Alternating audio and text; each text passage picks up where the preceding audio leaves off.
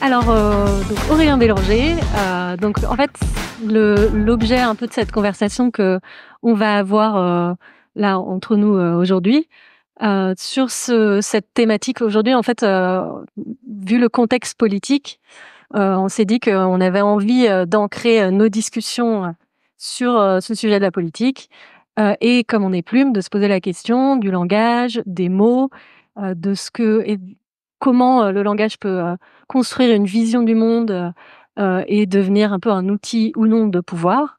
Et en tant que professionnel de l'écrit, quel est notre rôle dans ce dispositif? Et donc pour ça, on a pensé intéressant d'inviter un romancier pour nous aider à prendre un pas de côté, avoir un peu de recul sur ce projet-là. Et on a pensé à Aurélien Bélanger, puisque son œuvre s'ancre dans le réel depuis ton premier roman en 2012, La théorie de l'information, qui s'inspirait de la biographie de Xavier Niel, jusqu'au dernier qui est sorti à la rentrée littéraire, et donc qui s'appelle Les derniers jours du Parti socialiste, et qui revient sur les 25 dernières années de la gauche, et donc qui a une thèse qui est que une partie de la gauche a fait le jeu de l'extrême droite en dévoyant l'idée de la laïcité et en créant un ennemi intérieur. Voilà. Et donc l'idée dans ce roman, en fait, qu'on peut prendre comme point de départ de la conversation, tu pars du coup de faits réels et de personnages réels. Donc tu mets en scène notamment le personnage principal, donc qui est le personnage de Grémont, et un personnage qui est inspiré d'une personnalité réelle, qui est une personne du Parti socialiste qui a créé donc le mouvement du Printemps républicain. Il y a aussi d'autres personnages, notamment inspirés des philosophes médiatico-politiques, inspirés de Enthoven et de Onfray. Et voilà, il y a aussi le président de la République, Philippe Val, qui font des apparitions dans le roman. Et juste pour rappeler, l'idée ce serait que donc on est ensemble pour une petite heure, une bonne demi-heure de conversation, et ensuite qu'on puisse quand même avoir des échanges avec vous si vous avez des questions, et je suis sûre qu'il y en aura beaucoup. Du coup, la première question, en fait, c'est vraiment l'idée de la conversation, ce serait vraiment de justement explorer donc ces liens entre politique, le réel et l'écriture. Mais en tant que romancier, pourquoi tu pars du réel? Toi, tu as toutes les possibilités. Donc pourquoi dans tes fictions, tu pars vraiment du réel? Question large. Bonjour. Sans doute parce que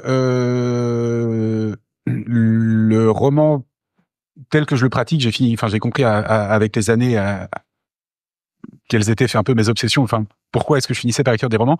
C'est quand quelque chose m'irrite parce que je comprends pas, et c'est vraiment de l'ordre d'une sorte de réaction immunitaire à l'incompréhension. Et je me suis souvent lancé dans un bouquin. Là, par exemple, celui-ci, c'est je suis parti sur la défaite spectaculaire du PS aux législatives de 2017, je crois, où ils sont passés d'un très grand parti à un parti quasiment ridicule en chiffres. Et je me suis dit, tiens, ça serait marrant de raconter, mais ça serait compliqué. Et là, ça serait quand même compliqué, parce qu'il faudrait que je raconte 40 ans d'histoire de la gauche. Faudrait que enfin voilà. Et c'est marrant, le désir de roman est venu à l'instant même pas où j'ai eu l'idée que ce serait bien de le raconter, mais au moment où j'ai été censuré par mon cerveau qui me disait, tu vas vraiment galérer, ça va être vraiment très très dur. Et bizarrement, le roman est une sorte de réponse à ça, parce que c'est une sorte de souffrance enfantine à pas comprendre. La souffrance principale de ma vie, c'est quand je ne comprends pas. Mon premier roman, c'est sur l'histoire de l'informatique, et c'était vraiment lié à je ne comprends pas comment un ordinateur marche. Voilà, c'était même pas Internet révolutionne notre vie, c'était encore plus que ça. Donc j'ai lu des bouquins d'informatique théorique. Je voulais vraiment comprendre comment fonctionnait. Et donc le réel m'inspire. Alors c'est plus dialectique que ça. En fait, le réel m'inspire en tant que il ne me paraît pas fini tout pendant qu'il n'est pas compris. Et c'est une vieille. Pas compris par toi? Pas compris par moi, mais j'estime que si je le comprends pas, personne d'autre le comprend. Non, parce que je veux dire, non, ce qu'on comprend pas, c'est les choses compliquées. Voilà, ce qu'on comprend pas, c'est pas des choses techniques en général qui demanderaient un temps d'examen donné. Ce qu'on comprend pas, c'est par exemple, on comprend pas l'histoire humaine. Voilà, c'est difficile d'avoir une théorie de l'histoire humaine. Là, il y a quand même des points d'incompréhension connus, sociaux, réputés tels, et donc il y a des théories explicatives générales qui tentent de les comprendre. Et le roman joue un rôle là-dedans qui est en fait bizarrement qui est un vieux rôle qui est attribué. Qui est plutôt attribué, qu'on trouve plutôt chez des philosophes politiques ou des théoriciens de la chose politique, c'est il ne faut pas. Enfin, moi, c'est quelque chose. Je lisais il y a longtemps, quand j'étais un peu conservateur, je lisais beaucoup Léo Strauss, et Léo Strauss disait qu'on ne peut pas comprendre les acteurs autrement qu'ils ne se sont compris eux-mêmes. Donc, on peut le critiquer en disant que c'est une théorie anti-marxiste, etc. Mais je trouve ça intéressant de se dire que il y a un bon niveau de compréhension. Malgré tout, il y a un bon niveau de compréhension possible de la réalité. Et que si on veut, par exemple, bien faire de la politique, bien faire quelque chose, il est important de comprendre la réalité au maximum. Et le roman me permettait d'être cet instrument quasiment optique de compréhension d'une chose légèrement trop grande, mais qui ne peut exister que dans notre compréhension. Enfin, c'est un peu un paradoxe, mais c'est là où c'est un peu dialectique. C'est que je dis que c'est pas possible de comprendre. Je dis qu'il y a un outil qui permet de le comprendre, qui est le roman, ou en tout cas qui en est la compréhension la plus haute. Et donc, c'est pas que je suis inspiré par le réel, c'est plutôt que je pense, pour répondre simplement à la question, pardon, que le réel est un sous-produit du roman. Waouh! Ça commence fort. Et justement, tu disais ça. Pourquoi tu dis il y a quelque chose que j'ai pas compris, et donc je me suis dit pour le comprendre, si j'ai compris, pour le comprendre, je vais écrire un roman dessus. Mais là, dans ce que je comprends, pourquoi un roman justement, plutôt qu'un essai ou qu'un... J'en viens à une deuxième anecdote, parce que là, je racontais une anecdote, comment j'ai eu l'idée d'écrire sur le dernier jour du Parti socialiste. Là, ça remonterait plutôt à mon premier roman. Et ce qui est cool, c'est que je me souviens vraiment de l'instant même où j'ai eu l'idée. Et en fait, en vrai, en caricaturant à peine, ça serait presque l'instant où je deviens écrivain, parce que je découvre ma veine propre d'écrivain, en fait. Quelle sera ma façon d'écrire des romans. Et je suis bizarrement place Saint-Sulpice. J'attends une amie éditrice qui est en retard, qui travaille à côté, au petit café de la mairie, où je suis jamais allé avant, jamais allé après d'ailleurs. Et comme je suis en avance ou elle est en retard, j'ai une demi-heure et je commence à écrire dans un carnet un texte dont je connais la nature ironique. Donc je sais que c'est pas un vrai texte d'étude, et c'est un texte qui réfléchirait qui développerait une idée quasiment comme une hypothèse quasiment de science-fiction, que si jamais le concept de modernité a jamais existé au monde, il a été incarné par la Ve République à l'instant des Trente Glorieuses, dans ces grands projets de modernisation industrielle du pays. Et c'est un petit noyau que j'écris, et je l'écris, ça marche très bien, c'est-à-dire que ça marche très bien, c'est très efficace, ça me permet de raconter des trucs rigolos, dont je ne savais pas que j'avais envie de parler 2 minutes avant, comme la fusée Ariane, le Minitel, le monorail à turbine à gaz, ou les centrales nucléaires, qui sont une sorte de collection d'objets mentaux qui peuplent mon univers, parce que j'ai grandi dans un monde où, lisant Astrapi, ces objets faisaient partie d'une sorte de modernité technique, comme ça, pas finissante, mais qui vivait comme ça dans les années 80, qui se montrait en tout cas une dernière fois comme joli objet. Je pense que j'ai été anormalement marqué enfant par le lancement de Ariane 4, je pense. J'ai fait la maquette, quoi, avec des tubes de papier toilette. Il fallait coller les autocollants, enfin bon, bref. Et là, d'un coup, ça cristallise, c'est-à-dire qu'à cet instant, je sais que je peux le raconter, et je peux le raconter, je sais pourquoi je peux le raconter parce que je sais que c'est faux. C'est-à-dire que l'idée, je suis pas en train d'écrire un essai sur ce qu'est la France, ce qu'est le jacobinisme, je suis en train de me mettre dans la peau de quelqu'un qui raconte que le jacobinisme c'est super. Je fais un récit tronqué, et donc il y a un point de vue. Et en fait, je découvre, bêtement, je dis un truc très banal, hein, je découvre qu'en fait, être un écrivain, c'est avoir un point de vue. Et peu importe que ce soit mon point de vue, j'attribue ce point de vue sur le monde à quelqu'un qui n'est pas moi, qui sera mon narrateur. Et autant j'aurais des critiques sur le fait d'être émerveillé devant les prouesses technologiques de la France dans les années 70, autant j'ai aucun problème à imaginer quelqu'un qui serait émerveillé. C'est-à-dire qu'en fait, d'une certaine façon, c'est pour ça que je parlais d'Astrapi, je me mets dans la peau de mon moi de 8 ans, mais qui serait devenu adulte. Et donc, mais du coup, est-ce que tu es plume de ton toi de 8 ans? C'est pas mal comme question, parce qu'en fait, j'écris sous la dictée de son imaginaire, avec ce qu'il faut d'ironie par rapport à ça. Et je me rends compte qu'en fait, Enfin, bon, ce que je vous raconte est très anecdotique, mais ce noyau, je l'utiliserai à la fin dans mon premier roman. Ça s'appellerait La singularité française et ça serait une sorte de sous-chapitre à la fin de mon premier roman. Et surtout, toute l'énergie d'écriture de mon premier roman, c'est-à-dire le moment où je sais à peu près ce que je vais écrire, alors que 10 minutes avant, je ne savais pas quoi écrire, est né à cet endroit-là, bizarrement, place Saint-Sulpice. J'ai trouvé mon ton. Et ce qui m'intéresse dans cette histoire, c'est que j'ai longtemps pensé que mon ton, c'était un truc stylistique, que je trouverais ma bonne façon de formuler des phrases. Et en fait, j'ai découvert que ce que j'avais à dire dépendait beaucoup plus j'ai un énorme contenu imaginaire à faire passer. Faut que je me débrouille à le faire passer. Et cet énorme contenu imaginaire, c'est là où ça marchait. C'est un imaginaire collectif, national, et donc avec toute la part d'ironie qu'il y a par rapport à ça. Et des critiques littéraires, ça m'a fait très plaisir. On dit des fois que j'avais un peu un rôle de comment ça s'appelle, de ce métier un peu ringard troubadour, quoi. C'est-à-dire chanter la légende officielle, mais avec ce qu'il faut de mise à distance.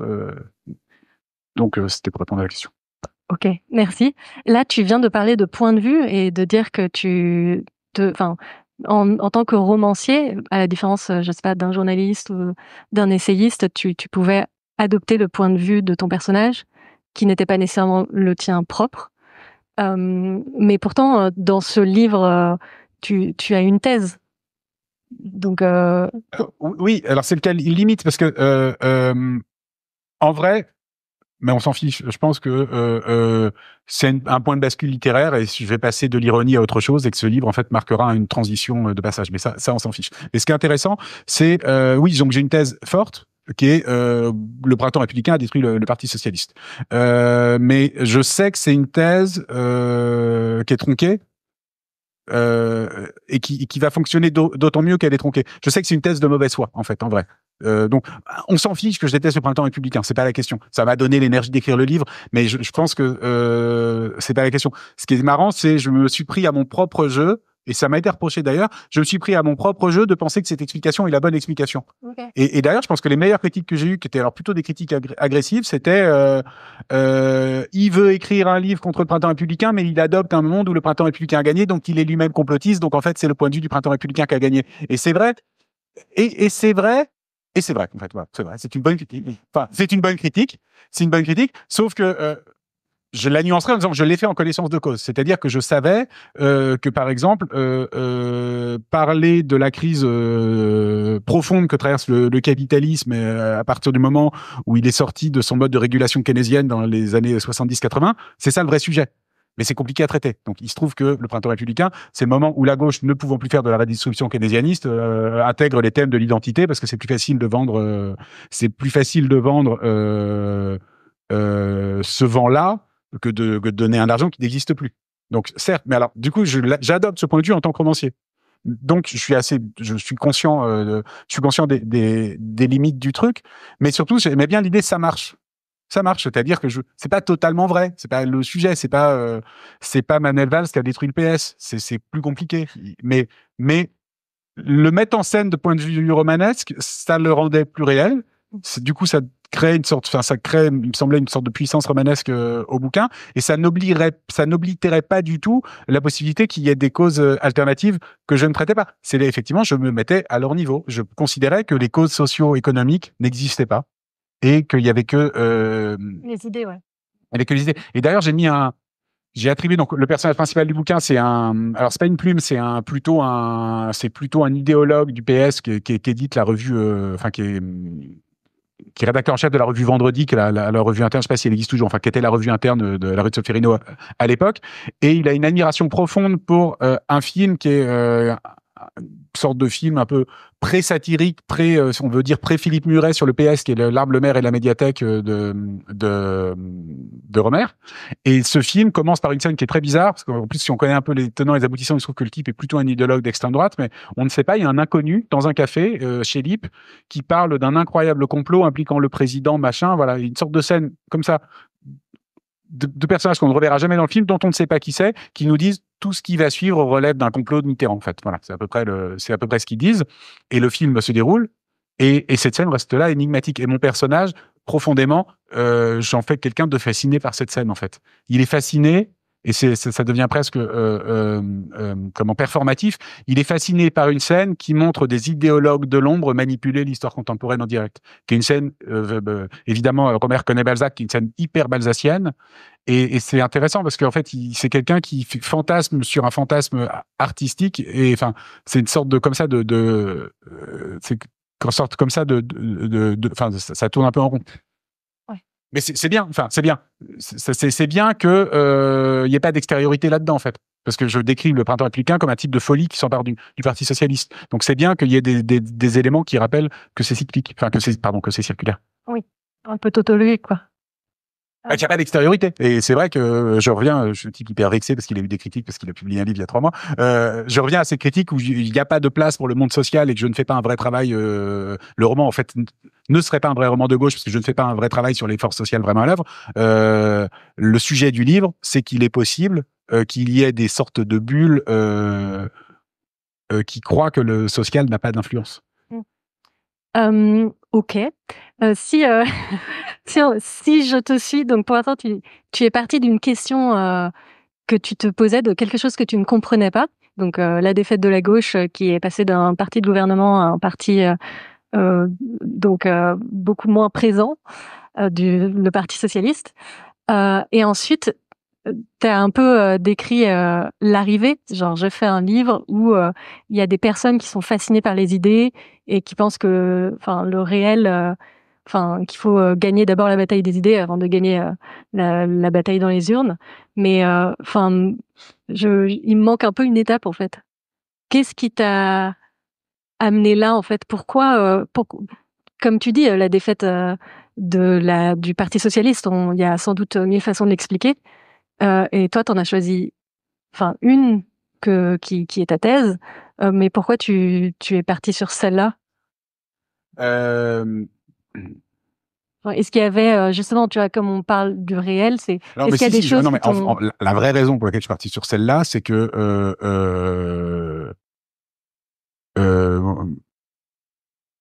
je suis totalement fasciné intellectuellement par le truc hyper banal. Je suis fasciné par le parcours intellectuel de Marx. De passer en très peu d'années de textes incroyablement brillants. On pense au coup d'État, ces textes sur le coup d'État, la Révolution de 48. Il y en a 2 ou 3. C'est du journalisme de très très très haute volée en fait, c'est-à-dire qu'on lit le chose, il raconte exactement comment ça s'est passé et il attribue des causalités aux acteurs, il explique vraiment bien comment la révolution de 48 a été très rapidement confisquée par la bourgeoisie, etc. Et on le lit, on a l'impression de lire, enfin ce qu'il était d'ailleurs le meilleur journaliste de son temps, c'est-à-dire qu'il nous tient un fil comme ça en haleine sur une sorte de causalité des événements, et ça c'est vraiment le niveau romanesque. Je pense que en fait c'est une des meilleures nouvelles du 19e ce texte, et ce niveau romanesque c'est mon idéal esthétique. Sauf que je sais qu'en fait, derrière, il y a le capital qui arrive. C'est-à-dire qu'au moment même où il a trouvé la bonne explication, il y a une explication encore plus puissante qui va tout renverser en termes, on la connaît, évidemment, qui dépasse encore la question de la lutte des classes, enfin, qui a une sorte de théorie globale de l'histoire. Enfin, c'est quelque chose de hyper ambitieux. Donc, moi, je sais que je vais pas être, voilà, je sais que mon livre va porter cet échec. C'est pour ça que je parlais je vais choisir la cause la plus facile à traiter, pas la cause profonde, parce que c'est vrai que j'y connais rien en économie, en fait, tout simplement. Et c'est compliqué de parler de l'histoire du PS sans parler de l'histoire de l'économie française. Voilà. Il aurait fallu, et en fait, j'aurais pu le faire, mais je trouve que les gens qui le font, c'est toujours un peu faux, quoi. J'aurais pu parler de désindustrialisation de la Lorraine, enfin, j'aurais pu parler plein de choses, mais j'ai toujours l'impression que c'est plutôt du discours rapporté. Et j'ai du mal avec le discours rapporté. J'ai besoin d'avoir pensé moi-même les choses. J'ai pas envie d'utiliser une théorie de quelqu'un d'autre. C'est mon côté un peu démiurgique au sein du roman. Donc pourquoi est-ce que je fais ça? Pas pour des mauvaises raisons, mais d'un autre côté, je me dis que quand bien même je suis une mauvaise foi dans mon récit, l'idée que la gauche rencontre sur son chemin le racisme, l'adopte et décide que le racisme est une bonne idée, qu'elle va le redécorer un petit peu et qu'en fait réinvente une nouvelle façon d'être raciste, me disent waouh, ça c'est une super bonne intrigue. En fait, mais indépendamment. Alors, je suis pas de total bonne foi, mais indépendamment presque de mes préférences politiques. C'est-à-dire que on pourrait presque dire que les derniers jours du Parti socialiste, c'est l'histoire d'une hérésie religieuse, quoi. Ce serait, je sais pas, ce serait des Voilà, c'est des gens qui découvrent un truc qui ne devrait pas être dans leur champ de pensée, c'est-à-dire le Parti socialiste, le racisme. Mais dans ton livre, on dirait que la politique est déjà une hérésie de la sécularisation de la France, en fait.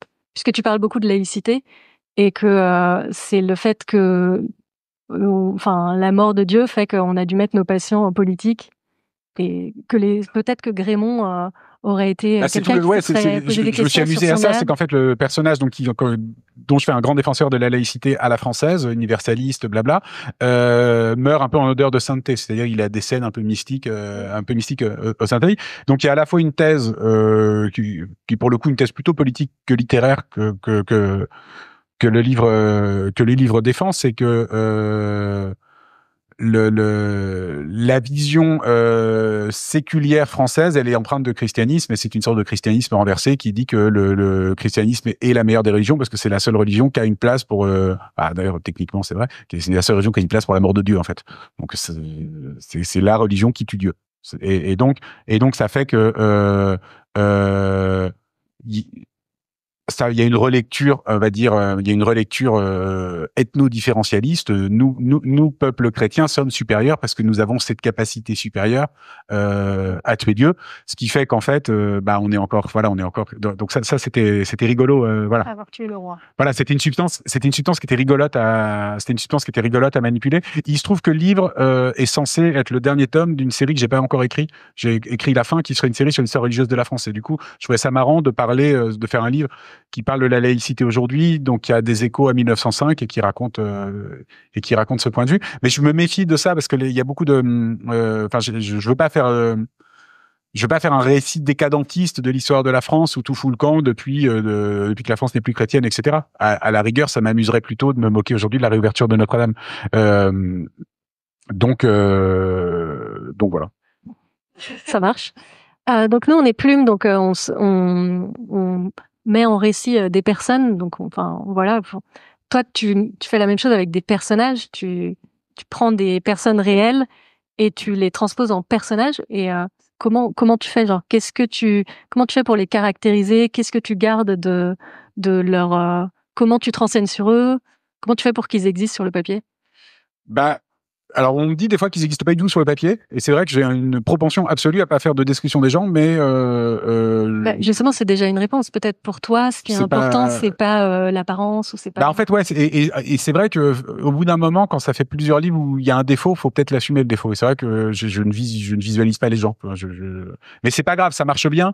Ça va être des idées. Donc oui. Ça va être des êtres de papier, oui. Ça va être des êtres d'idées, oui. Donc en fait, je les caractérise par des idéologies. Et par contre, ce que j'aime bien faire, et je l'ai fait dans quasiment tous mes livres, c'est leur attribuer des enfances imaginaires. Et donc en général, pour répondre concrètement, je me renseigne très très mal. C'est-à-dire que là, par exemple, Enthoven ou Onfray, j'ai pas lu leurs livres, j'ai même pas regardé leurs vidéos. Genre Enthoven, en tout et pour tout, c'est les tweets que j'en ai lus. C'est déjà beaucoup, hein. Mais voilà, c'est que ça. Et Onfray, c'est un personnage qui bougonne et qui arrête pas de dire qu'il vient d'un milieu paysan ouvrier. Et voilà, et de dire que Freud c'est un ignoble salaud. Bon, voilà, c'est à peu près disons que j'ai quelques éléments, mais c'est important. C'est important. Là, j'ai pas à me documenter en fait. Par exemple, mon premier livre, c'était consacré à Xavier Niel, et je me suis rendu compte, quand j'avais fini le livre, c'est le personnage inspiré de Xavier Niel, j'ai oublié de regarder des vidéos de Xavier Niel. Mais oublié. Tiens, ça existe. Bon bah, tant pis, je vais pas le faire. Et donc il y a la partie, il y a des éléments biographiques qui sont vrais, c'est-à-dire leur fiche Wikipédia minimable, c'est-à-dire le petit chapeau au début, ils naissent à la bonne année, dans la bonne ville à peu près, et ils vont exercer à peu près les mêmes métiers. Tout le reste est largement imaginaire. Et là où je prends le plus de plaisir en tant qu'écrivain, c'est de leur attribuer des causalités enfantines profondes. Par exemple, on ferait. S'il est contre Freud, ça lui plaît peut-être pas. Il serait pas d'accord. Non, mais c'est pas inconscient. Par exemple, Onfray, j'avais cette image dès le début. D'ailleurs, c'était même prévu pour un autre roman, mais finalement, je l'ai intégré là. C'était un type tout nu qui lit des philosophes atomistes grecs et latins, tout nu, allongé dans des pneus de tracteur, dans un champ, avec des gros hannetons qui volent autour de lui, et qu'il a cette sensation de voir des atomes. J'avais cette image, ce serait trop bien ça de le raconter. Et donc tout découle de ça.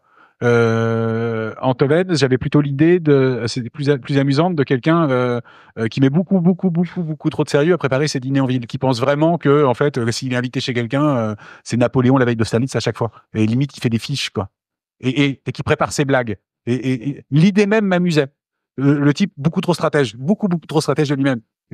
Et du coup, c'était gaguesque en soi. Donc j'avais envie, voilà, c'était quasiment suffisant. Une fois que j'avais ça, tout le reste allait dérouler. Et donc il y a pas d'éléments. En fait, c'est même une méthode assez risquée parce que je fouille tellement peu la biographie que, alors c'est pareil que c'est arrivé à des romanciers malheureux, ça m'est pas arrivé jusque-là, des gens qui, par accident, inventent des faits qui s'avèrent être réels et qui sont diffamatoires. Donc ça m'est pas arrivé, mais là c'est intéressant parce qu'on voit que c'est ton esprit créatif, la fiction, où tu pars de personnages réels, mais tu inventes des choses. Et c'est ça qui crée le personnage. Je me permets de le faire parce que c'est des personnages qui sont très irruptifs dans la réalité. C'est-à-dire, ça marche très bien sur Antoven, ça marche très bien sur Onfray, ça marche très bien sur qui d'autre, j'ai pas d'exemple. Enfin, c'est des personnes qui font irruption dans ma réalité. C'est-à-dire qu'à un moment, moi, ça fait 5 ans que Antoven est le troll principal, enfin quasiment un jour sur deux. Là, ça s'est un peu calmé. Il était en top tweet. À mon avis, ça s'est calmé parce qu'il lance une chaîne. C'est pas du tout parce qu'il s'est assagi. C'est qu'il veut faire croire qu'il est respectable pour devenir le nouveau Pascal Pro. Mais c'est des gens qui font irruption dans ma réalité. Donc, c'est-à-dire, je me permets d'utiliser. Je vais pas chercher les anonymes. Je me permets d'utiliser des gens qui sont déjà anormalement présents dans mon esprit. Et c'est pas moi qui les y ai fait entrer, c'est eux qui y sont rentrés de force.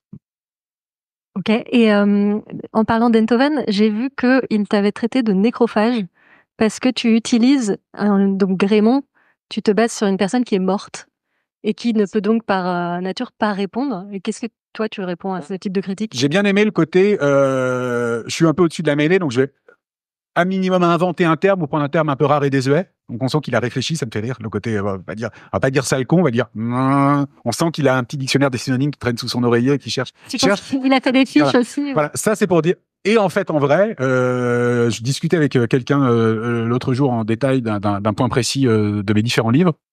Je crois qu'il a raison. Ok. Voilà, j'aime bien. Ça me gêne pas de diffamer les morts. Ce qui est pas mon meilleur côté, mais. Très bien. Donc romancier et diffameur de mort. Je les mange pas, mais il y a effectivement, il a raison, il y a un problème. Ouais. Mais bon, après, c'est pas grave. Hein. Oui, j'allais dire, il s'en mettra. C'est pas un défaut moral horrible, mais en fait, quand Notre-Dame brûle, je monte sur le toit de mon immeuble et très bizarrement, instantanément, je fais des blagues et je suis content. Donc si ça, c'est pas un peu nécrophage. Donc là, tu essayes de dire des choses pires pour amoindrir. Ok, ça marche. Non, mais il y a un côté, non, mais c'est un truc, après, c'est vraiment un truc de sale gosse, mais il y a un côté, dès que j'identifie un consensus social autour d'un sujet, j'ai envie de le casser, quoi. D'accord. Et donc nous, en parlant de personnage, il y a un personnage qui est toi. Dans le livre, il y a un personnage de romancier qui, lui, a un peu compris ce qui se passe, enfin, qui, justement, à un moment a cette réalisation. Nous, en tant que plume, on n'est jamais sur le devant de la scène. On est censé s'effacer derrière les personnes pour qui on écrit. Pourquoi toi, tu t'es mis, pourquoi tu as fait un personnage de toi-même? Alors, quasiment ma décision, mon drapeau quand j'entre en littérature, c'est je n'en peux plus des écrivains qui se mettent dans leurs livres. J'étais vraiment hyper en colère contre ça, quoi. Parce qu'il y a toujours un moment, les écrivains, ils ont toujours ce défaut. Ils l'ont moins maintenant, mais il y a un moment, c'est la vie de romancier est tellement belle, tellement riche. C'est ce qu'on vit est spirituellement tellement élevé que si on veut décrire un personnage d'humain totalement réussi, je suis désolé. Faut que je mette un romancier. Voilà. Donc, ça m'énervait. Donc je lutte contre ce penchant.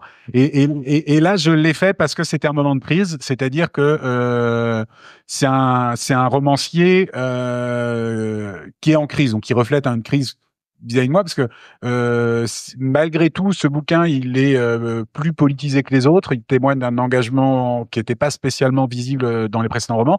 Donc, c'est un moment où je suis conscient que ma position est en train de changer, et que comme elle est en train de changer, peut-être que ma position précédente est en train de changer. Enfin, mon regard sur la position précédente a évolué, et donc je le mets un peu en instance de jugement. Donc, c'est un romancier que je mets le livre instruit gentiment son procès.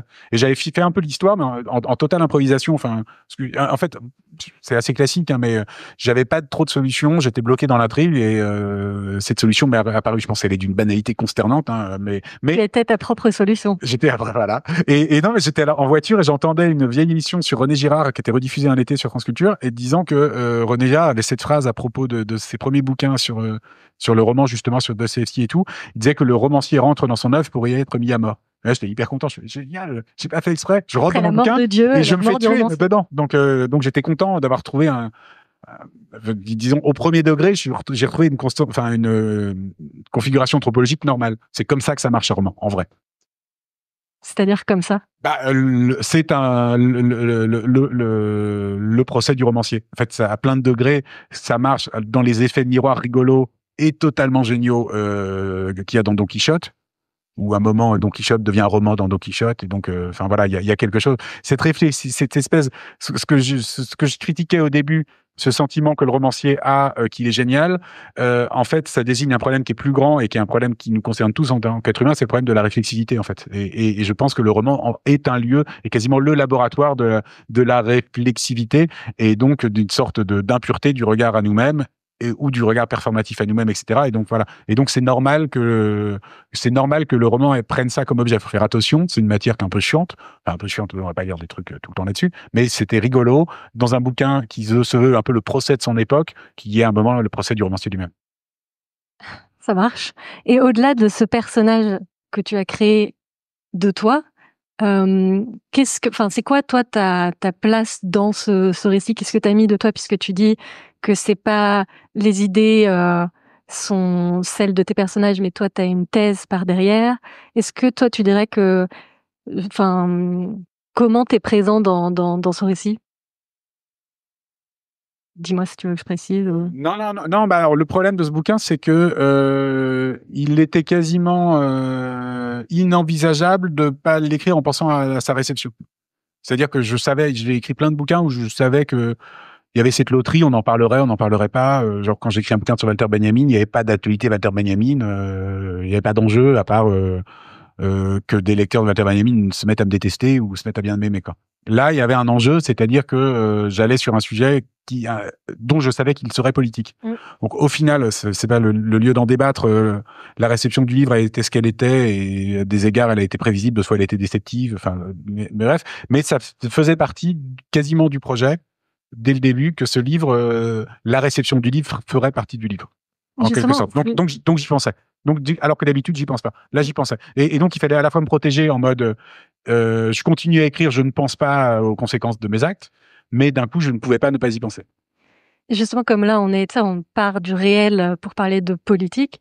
On a vu que justement, il y avait une polémique. Et donc toi, t'es parti de personnages réels pour faire une fiction qui a eu une polémique dans le réel. Est-ce que c'était donc tu nous dis que c'était un peu prévu.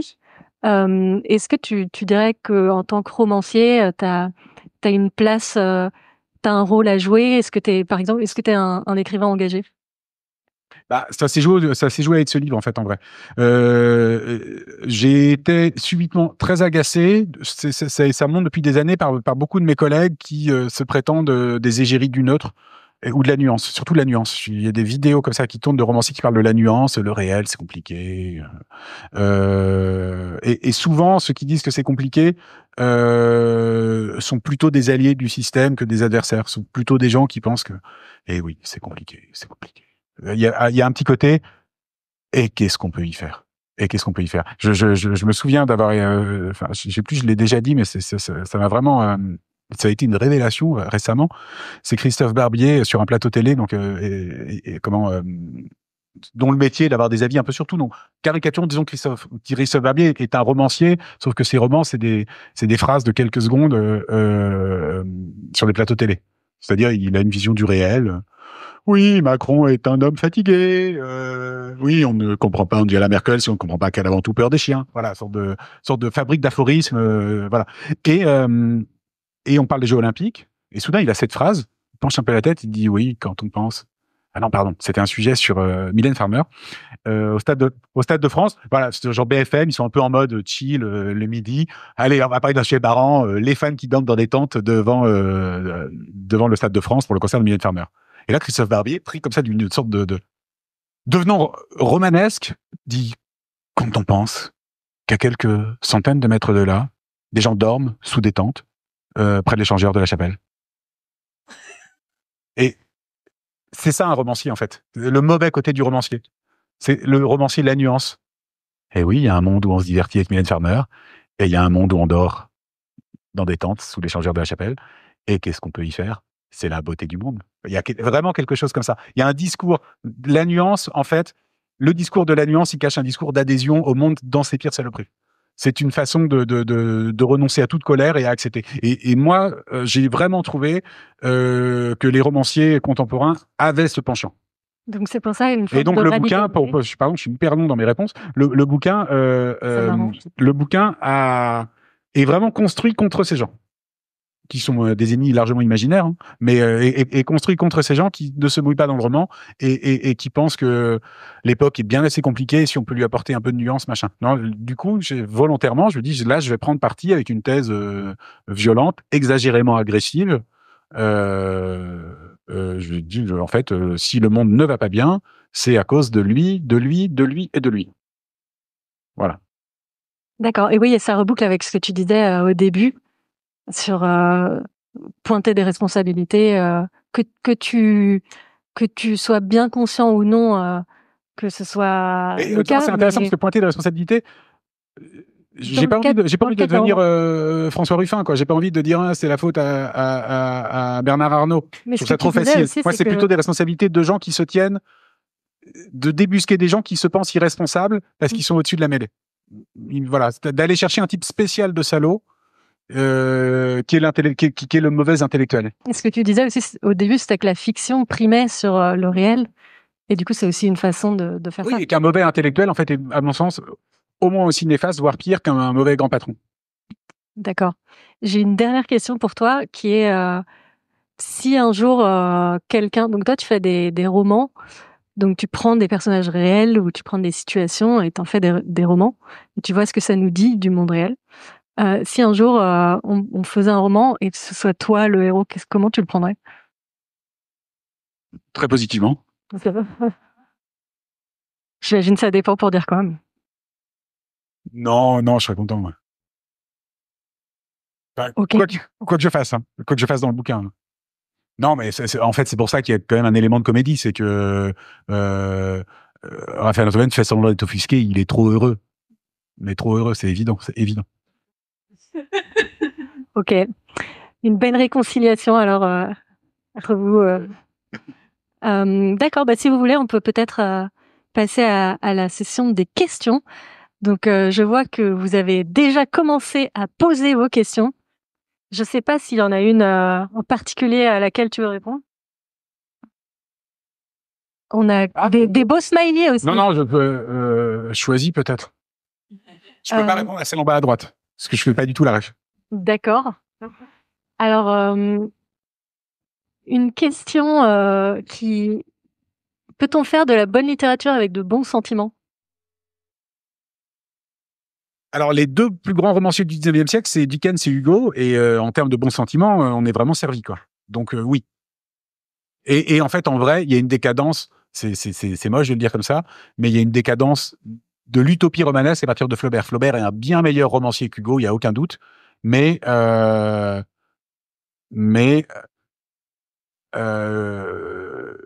l'humanisme est ridicule. L'humanisme grandiloquent de Hugo est ridicule, mais au final, c'est quand même à verser sur le livre de compte de l'humanité, c'est une ligne positive. Donc oui. Enfin, en fait, les très grands romanciers, enfin, c'est pas un hasard, hein, les deux plus grands romanciers, vraiment qui écrasent les autres, c'est Dickens et Hugo pour leur siècle, enfin pour ils sont à peu près contemporains. Ce sont vraiment des romanciers des bons sentiments. Et on est toujours content de pleurer avec Dickens. Tout Hollywood sous-produit Dickens. Il n'y a pas Dickens, tous les côtés, c'est des bons sentiments, blabla. En fait, Dickens invente les bons sentiments. Donc, en fait, cette question, elle est mauvaise. Non, non, voilà. Le bon sentiment, c'était une invention d'un romancier génial qui s'appelle Dickens. Ok. Et en parlant justement d'inspiration, on t'a comparé à la fois à Houellebecq, à Balzac et à Wikipédia. Est-ce que toi, tu as des inspirations littéraires ou extra-littéraires? Oui, oui, oui. Enfin, oui, non. Non, ça. Non, oui, oui, mais ce que je racontais au début, c'est que j'ai eu cette chance de pas en passer trop longtemps de pas en passer trop longtemps par une phase d'imitation et de formation. Je suis un romancier plutôt tardif, c'est-à-dire que mon premier roman, je le publie, j'ai 32 ans, et j'ai pas vraiment, enfin, j'ai des essais avant, mais disons que je commence vraiment en littérature assez tard, donc je suis déjà un peu pas formé complètement, mais je sais déjà où je vais, et j'ai cette chance d'inventer une veine qui est ma veine propre. Donc cette espèce de grand récit parodique de la France contemporaine. Donc oui, toi, c'est pas les bons sentiments que t'inventes. Non, ça n'aurait pas pu être. Enfin, en fait, non, mais ça. Le Dickens du 21e. Si Wikipédia, Houellebecq ou Balzac n'auraient pas existé, j'aurais pas pu écrire ces romans de telle sorte. Mais je pense que me sont propres. Ok. On a une intervention qui n'est pas une question. Pour moi, ton livre est le digne successeur de Soumission de Houellebecq, que j'ai également adoré. Je ne sais pas si tu vas prendre cela comme un compliment. On a une autre, on a une question. Vite fait, c'est prévu dedans. C'est une réponse. Je pense que le scénario de Soumission est grotesque et islamophobe, et donc j'imagine un écrivain qui écrit un Soumission inverse, qui a beaucoup plus de probabilité que des politiques islamophobes fortes, à mon sens d'ailleurs déjà un peu commencé, soit appliquées en France, que la France tombe sous l'empire de la charia. Donc oui, c'est vraiment le pendant. Il y a un bouquin qui s'appelle l'inverse de Soumission dans le bouquin. J'ai oublié comment ça s'appelle. Enfin, le romancier, le fameux romancier dont on parlait, dans le bouquin, il écrit justement un anti-soumission. On a aussi est-ce réellement un roman? J'ai eu l'impression de lire un essai et un très bon point d'exclamation. En fait, je pense que c'est la vraie question, c'est pas ça me gêne pas qu'on ait l'impression de lire un essai. Mais de mon point de vue, je n'oserais jamais écrire un essai parce que je me sens pas intellectuellement qualifié pour écrire un essai. Donc je me protège dans le roman, c'est-à-dire que je ne peux pas, et c'est presque comment dire, une aphasie mentale, c'est que je ne peux pas vraiment exprimer des idées dans le champ philosophique sans les douter. J'ai du mal à avoir des opinions dans le champ philosophique, mais par contre, dans un roman, je peux dérouler de la philosophie sans aucun problème. Parce que il y a un petit effet de décalage, c'est pas vraiment moi. Justement, c'est pas une façon de pas être responsable? Un peu comme Grémond, justement, qui est pas responsable. Non, parce que je sais quand je suis responsable, je dis des conneries. Ou je me vois dire des conneries. Enfin, je sens que ma philosophie n'est pas bonne. Du coup, tu penses qu'on te prend trop au sérieux? Ouais, je pense qu'il faut me prendre moi. Ouais, ça c'est vrai. Ça c'est une bonne remarque. Je pense qu'il faut pas me prendre trop au sérieux. Mais néanmoins, là-dedans, il y a des choses bonnes à prendre. Je saurais pas vous dire lesquelles. Très bien. On a une question qui est: prends-tu du temps pour réfléchir, laisser libre cours à tes idées? Quel est ton secret? Smiley avec des cœurs dans les yeux. Alors, par exemple, je fais beaucoup de vélo et il m'arrive de partir, de faire des journées de 13-14 heures de vélo d'affilée. En général, au mieux, j'ai une idée. Donc c'est compliqué le statut des idées. C'est-à-dire, je m'accorde parfois des longues sessions de vide dans lesquelles j'ai très peu d'idées. La question, c'est un truc assez intéressant parce que moi j'ai longtemps été chroniqueur, donc j'ai vraiment pu vendanger ce truc en direct. C'est une idée qui n'est pas mise en forme est une idée morte. Et donc mes romans sont sous le bloc de texte, j'ai toujours plein d'idées de choses que je dois faire et je cours. C'est la phase que je traverse en ce moment qui est plutôt une phase assez créative, c'est-à-dire que je suis assez actif, c'est-à-dire que je dois écrire un minimum de signes tous les jours pour rattraper mes idées, et si je rattrape pas, c'est comme une moissonneuse-batteuse, quoi, mais le blé pousserait hyper vite, je sais pas si l'image est bonne. Donc ma moissonneuse-batteuse va très très vite, mais le blé pousse hyper vite, et j'essaie de rattraper le blé, et à la fin, s'il y a plus de blé devant, je tombe en dépression, ou alors le roman est fini. Donc c'est important d'être proactif, et c'est vrai que quand j'étais chroniqueur, il y avait un côté, dès que j'avais une idée, j'étais obligé, je faisais une chronique par jour, si j'ai pas d'idée, je suis mort. Donc dès que j'ai une idée, bam, je la transforme. Donc c'est plutôt courir après les idées. C'est vrai que plus on court après les idées, plus on trouve d'idées. Enfin voilà, il y a aussi. Est-ce que c'est la formalisation qui te permet de séparer le bon grain de l'ivraie? Ouais. Alors surtout, alors là, c'est vraiment, ça regarde plus l'exercice du chroniqueur c'est qu'en fait une bonne idée, elle a une structure secrète et des fois on la trouve, des fois on la trouve pas. Et c'est un sentiment que j'ai, c'est que je sais ce que c'est qu'une bonne idée. Ça, j'ai aucun doute. Par contre, il m'y arrive plein de fois de pas réussir. Et c'est spécialement vrai. Je pense qu'en fait, c'est intéressant. Enfin, c'est un sujet sur lequel je travaille vachement en ce moment. Il se trouve que les idées sur lesquelles je fais plus de la merde quand j'y travaille, c'est les idées politiques. C'est-à-dire que si on me demande, enfin, si j'essaie d'écrire un texte impromptu sur la situation politique française, je vais m'embourber dans quelque chose. Et je pense que ça en dit beaucoup plus long sur le statut de la politique que sur mon propre statut. C'est un domaine qui est bizarre.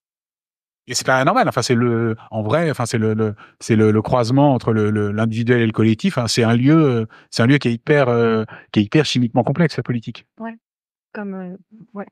On a deux autres interventions. Il y en a une qui dit justement en réponse à ça, je suis de gauche et ton livre est ce que j'ai lu de meilleur sur le mal qui nous touche. La fiction aide à faire réfléchir autrement et il y a beaucoup d'humour. Et c'est une très bonne remarque. Je suis d'accord. Comment comprends-tu le métier de plume? Aurais-tu pu être des nôtres? Pourrais-tu le devenir? Je l'ai été pendant 3 mois. J'ai été plume à la fin du dernier mandat de Lanoé. Donc c'était vraiment la fin. Il y avait plus rien à faire. Genre il s'était souvenu qu'un type dans le 12e avait pas de parc alors qu'il avait été gentil avec lui en 87.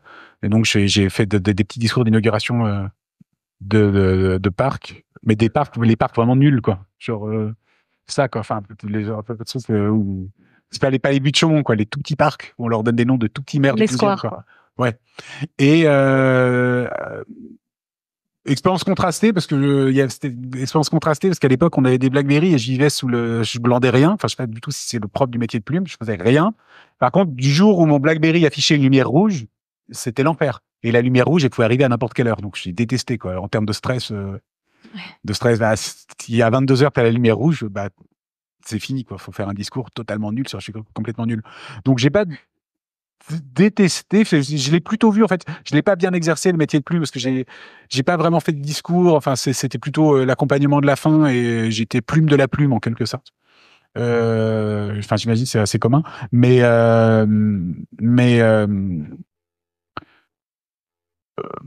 je les ai gardés mes textes que j'ai écrits quoi, dans un sous-dossier caché dans mon ordinateur quoi. Ceux qui sont pas très bons, mais ils existent, enfin ils ont un statut, bah on le connaît tous, hein, c'est un statut bizarre. Mais je suis allé voir quand même.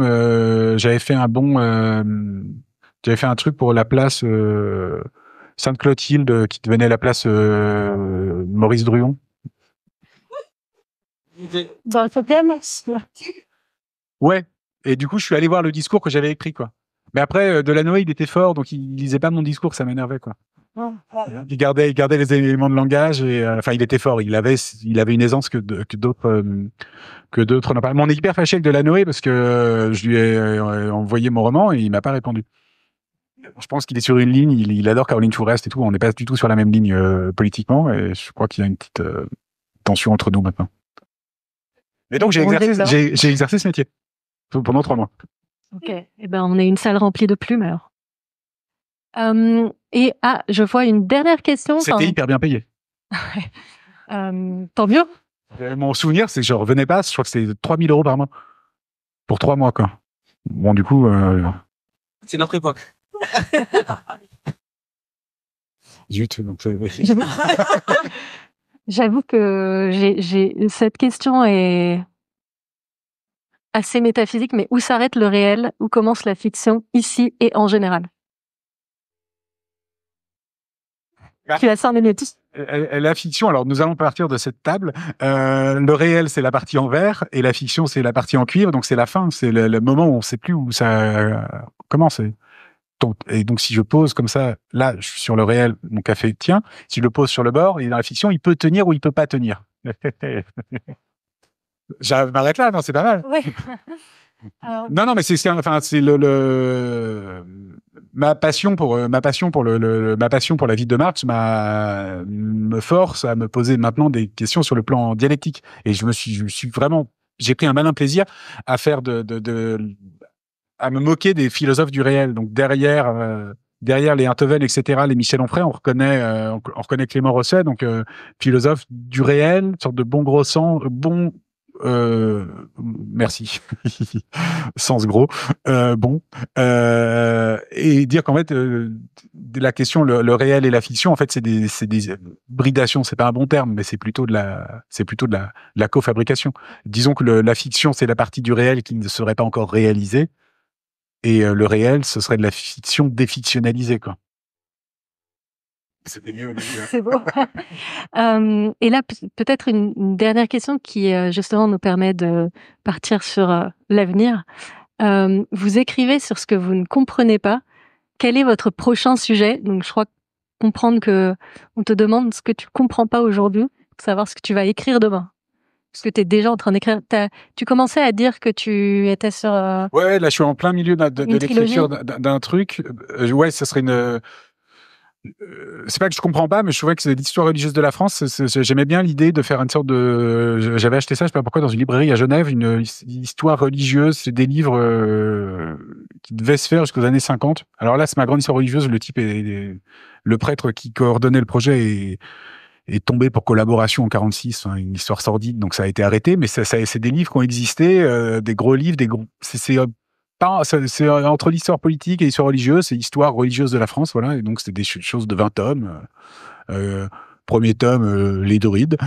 Dernier tome, Émile Combes. Et entre les deux, sorte de zone grise. Je trouvais ça hyper intéressant comme projet. Donc, je m'étais dit qu'il fallait lire Michelet. Donc, je me suis, là, je suis en pleine lecture de Michelet. C'est vraiment très sympathique. Et faire une sorte de Michelet, voilà, d'écrire un truc volontairement gros, un peu exagérément gros, qui s'appellerait Histoire religieuse de la France. Et donc là, j'aurais fait le dernier tome, la laïcité, et là, j'écrirais les tomes à l'envers. Donc là, a priori, je suis dans le 19e. Donc, je sais pas, c'est des trucs comme ça qui me font signe, mais que j'ai un peu la flemme d'y aller. La crise moderniste vers 1900, c'est intéressant. En fait, en vrai, et le vrai sujet sur lequel j'adorerais écrire, mais ce serait le prochain ou le prochain d'après, qui est pour le coup un super sujet en mode c'est hyper intimidant, parce que le problème, surtout pour l'Église catholique, c'est que derrière, il y a des dominicains qui écrivent un livre par semaine, quoi. Donc en termes de volume, c'est hyper intimidant. Vatican II, voilà, Vatican II, énorme sujet. J'adorerais écrire sur Vatican II. Voilà. Non, mais c'est vrai. Donc voilà, c'est pas du tout mon prochain livre, mais là, parce que si je m'intéresse à la question de la modernité, là se joue un twist génial, et j'ai déjà l'argument commercial pour mon éditrice, pour dire, il y a deux moments dans l'Église catholique où l'Église catholique croit vraiment en elle. Il y a en 34, quand il décide de dire, en fait, il est vraiment ressuscité, on va construire une église à tenir 2000 ans. Enfin, ils savent pas, 2000 ans. Il y a une audace comme ça, hein, dépendamment de la question religieuse, il y a une audace, machin. Et l'autre moment de confiance absolue, c'est Vatican II.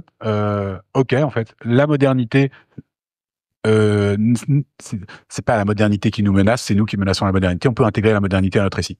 Et bon, Ça a pas trop marché. voilà, c'est un peu c'est pour ça, c'est rigolo. C'est là, c'est le côté un peu mauvaise foi du truc. Et en plus, je pense que c'est un bon sujet Vatican II parce qu'on voit sur l'Église française qui est pas quasiment pré-schismatique. Enfin bon, je sais que c'est un bon sujet. Je sais pas si je le ferai, mais je sais que c'est un bon sujet. Après la mort du Parti socialiste, enfin, la Ouais, mort de l'Église française. je trouve que c'est un super sujet. Et ce qui est hyper agréable, c'est que je suis pas du tout qualifié pour le traiter. C'est là où je suis romancier et pas essayiste. Je ne suis pas qualifié. Apparemment, quelqu'un avait levé la main à gauche. Du coup, vous savez d'où je parle. Je rejoins la question de la responsabilité, mais surtout ce que vous avez dit sur la genèse un peu de votre écriture, qui est à la fois l'incompréhension que vous supposez partager par d'autres d'un domaine, et plus le fait que vous intéressez systématiquement à des sujets très réels. Comment ça se fait que vous n'allez pas, enfin, au bout entre guillemets du débat public? J'ai l'impression qu'il y a ce côté, il faut que je défriche un sujet, que je le rende aussi compréhensible pour moi et pour éventuellement d'autres personnes, mais je décide de rajouter de la fiction, je dirais, au dernier kilomètre, pour pas aller dans une thèse, dans un essai. Et est-ce que c'est pas une façon justement de de considérer qu'il y a une trop grande complexité jusqu'au dernier moment et de dire du coup je choisis la simplicité d'une thèse un peu plus radicale. Je sais plus qui a écrit il y a quelques années un essai sur le courage de la nuance, et ça a l'air d'être un concept qui vous agace un peu, mais est-ce que du coup c'est pas la nuance, c'est pas aussi justement cette dernière part de complexité que vous refusez d'aller chercher en disant on prend une thèse en particulier et puis on base l'essai, enfin le roman là-dessus. Enfin, je le disais, hein, moi, mon échec principal, c'est de pas réussir à écrire le Capital à la fin. Je sais qu'il existe une explication meilleure et que je n'arrive pas à la produire moi-même. Et donc, je veux bien être nuancé, mais une fois que j'ai écrit le Capital. Voilà. Donc, et pas le Capital de Marx, hein, les 3 tomes. Enfin, le Capital fini. Si je suis capable de comprendre la totalité de l'histoire et de faire aboutir, et d'arriver à un aboutissement, oui, derrière, je serais nuancé, mais je pense que toute position de nuance qui n'englobe pas la totalité du réel est une position de trahison, en fait.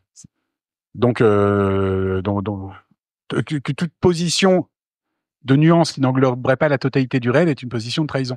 Donc je préfère la mauvaise foi du romancier qui fait semblant d'être dans des totalités fausses, plutôt que refuser la totalité en mode non, moi je suis pas un romancier de la totalité. Si, moi je suis un romancier de la totalité et j'accéderai au stade de la nuance quand j'aurai fini la totalité. Mais si j'y accède à la nuance maintenant, c'est de la triche. Et ouais, et j'en profite du coup pour rappeler que ton prochain projet, c'est aussi la disparition. Tu vas faire Ah oui, absolument, oui. Une correspondance entre romanciers auxquels on peut s'abonner. Absolument, ça s'appelle La Disparition. C'est des éditeurs marseillais qui ont lancé ça. Enfin, ça existait déjà et là, c'est un projet de correspondance. Donc moi, je corresponds avec Aoutar Archi donc j'ai envoyé ma première lettre qui va parvenir bientôt aux gens abonnés et on va se répondre comme ça. Donc c'est une très bonne idée. Oui, et c'est intéressant aussi sur ce thème du réel et de l'écriture. Ouais, après on a les problèmes habituels. Et puis c'est bon. Puis on a des problèmes de décalage. Est-ce qu'on veut parler de l'actualité? Puis il y a un petit décalage incompressible, mais qui est bien moindre que dans l'écriture d'un roman et qui est. Enfin, c'est un projet assez cool. Super. Merci beaucoup. Merci beaucoup.